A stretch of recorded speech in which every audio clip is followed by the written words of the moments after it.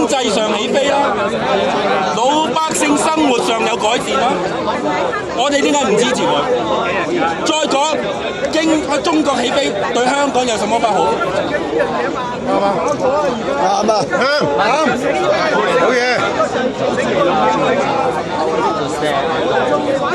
邊個拍晒啊？即係咧，即係希望你再話俾佢多啲，就係有關即係中國同香港嘅親密嘅好處。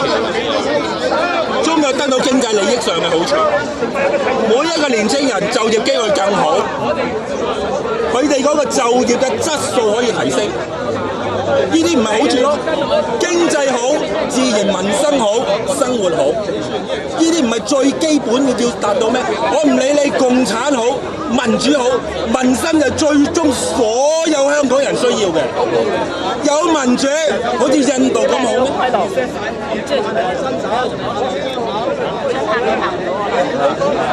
咩？